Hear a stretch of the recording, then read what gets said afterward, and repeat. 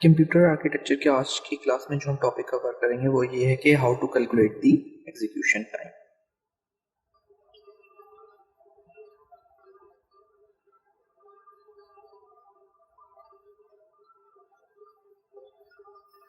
कि हम जो है वो एग्जीक्यूशन टाइम कैलकुलेट कैसे करेंगे। इसमें सबसे पहले हम बात करते हैं एलैप्स टाइम की, कि एलैप्स टाइम हमारे पास क्या होता है। अगर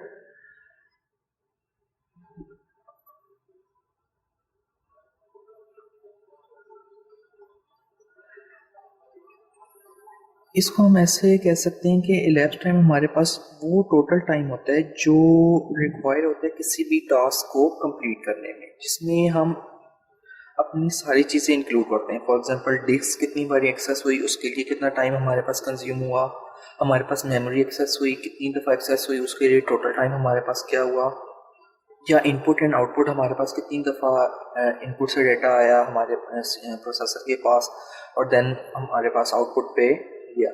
इन सारी चीज़ों का पे जितना भी टाइम लगेगा किसी भी टास्क को कंप्लीट करने में, वो सारा हमारे पास आ जाएगा elapsed टाइम के अंदर। तो इसको क्या है, total time to complete a task including disk accesses, memory accesses, input output, activities,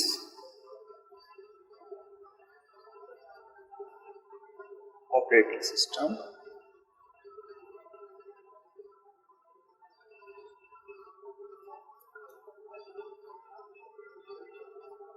next आ जाएगा हमारे पास सीपीयू टाइम, कि हमारे पास सीपीयू टाइम क्या होता है। इसमें होगा कि जो हमारे पास टाइम होगा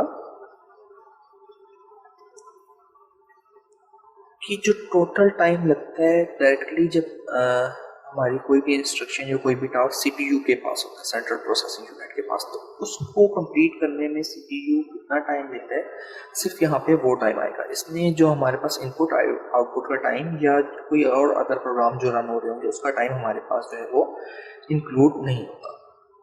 तो CPU time is the time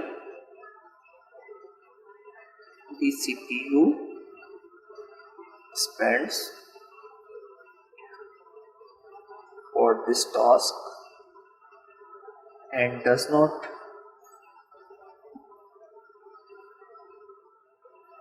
include the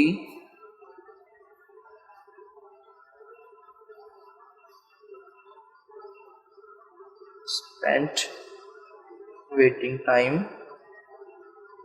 for input output or other running programs।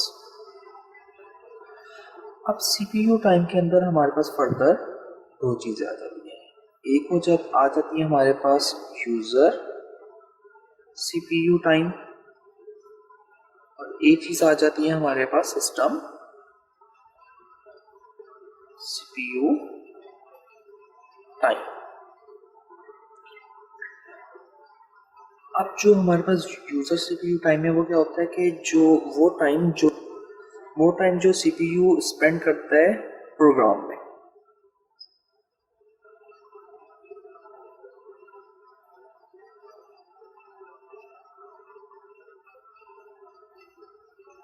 CPU time spend in the programme.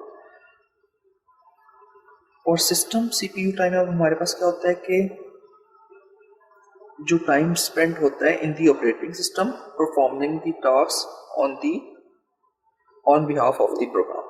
जो प्रोग्राम के बिहाफ पे वो टाइम जो ऑपरेटिंग सिस्टम पे कंज्यूम होता है, ऑपरेटिंग सिस्टम में कंज्यूम होता है, वो हमारे पास आ जाएगा system CPU time.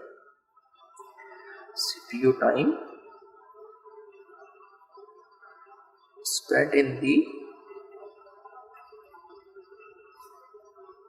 operating system performing task on behalf of the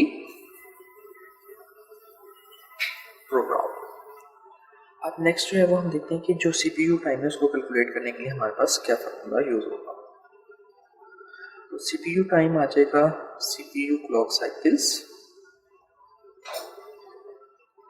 multiply with clock cycle time. जो क्लॉक साइकिल टाइम है हमारे पास वो इनवर्सली प्रोपोर्शनल होता है 1/क्लॉक रेट के। तो अगर आप सीपीयू टाइम का जो फार्मूला है उसको चेंज करना चाहते हो हमारे पास आ जाएगा CPU clock cycle divided by C clock rate. अब अगर हम बात करें कि हाउ परफॉर्मेंस इज इम्प्रूव ना, कि हमारी जो ये परफॉर्मेंस है ये कैसे इम्प्रूव हो सकती है।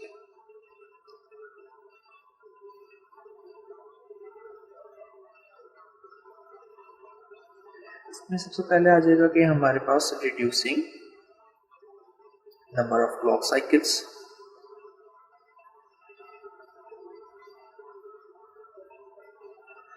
कि लेट्स से एक प्रोग्राम है हमारा वो 10 क्लॉक साइकिल्स ले रहा है एग्जीक्यूट होने के लिए। तो वही प्रोग्राम अगर 10 के बजाय 8 क्लॉक साइकिल्स में एग्जीक्यूट हो जाए तो क्या होगा कि हमारी क्लॉक साइकिल्स जो हैं वो रिड्यूस हो जाएंगी और हमारा जो परफॉर्मेंस है वो हमारी इम्प्रूव हो जाएगी सिस्टम की।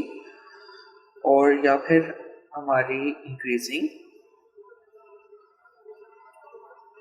क्लॉक रेट, क्योंकि क्लॉक रेट हमें नज़र आ रहा है कि ये इन्वर्स में है, तो जी जैसे ही इंक्रीज होगा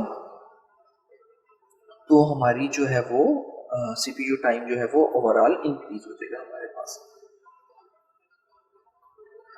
जो हार्डवेयर डिज़ाइनर है वो अक्सर ट्रेड ऑफ करते हैं बिटवीन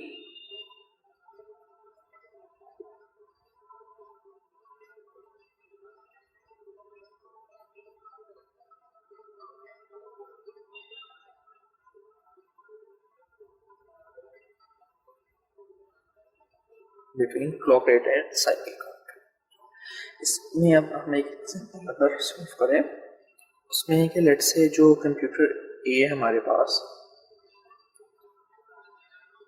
वो टोटल टाइम किसी भी टास्क को कंज्यूम करने का 10 सेकेंड लेता है, और जो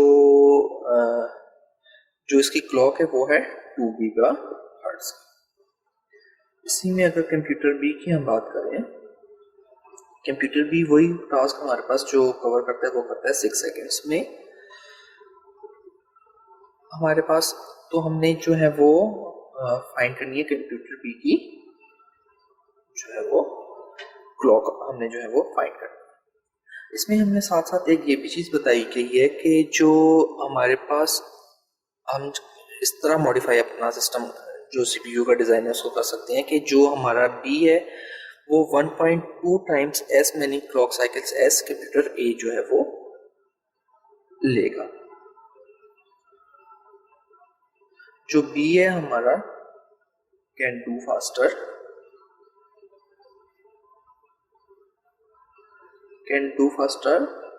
but causes 1.2 into clock cycles. तो हमने बी का क्लॉक रेट फाइंड करना है। जो क्लॉक रेट के लिए हमें फार्मूला बताया हम इस फार्मूले को यूज करेंगे, clock rate B is equal to clock cycles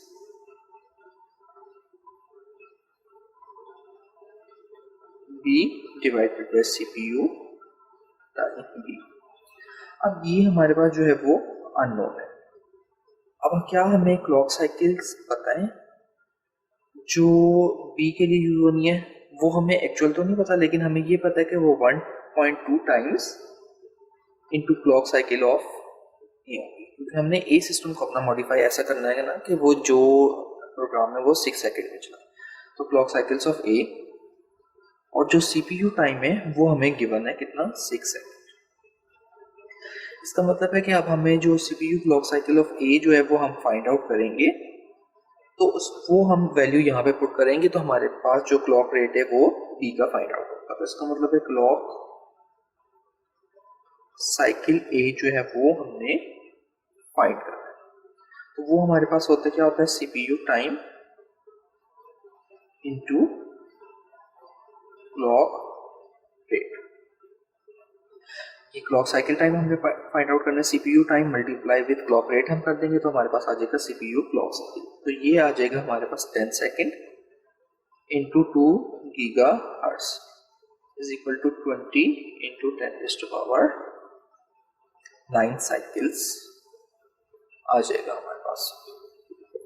अब हम ये वैल्यू 20 इंटू 10⁻⁹ हम इसने फर्स्ट फार्मूले में पुट करेंगे तो हमारे पास क्लॉक रेट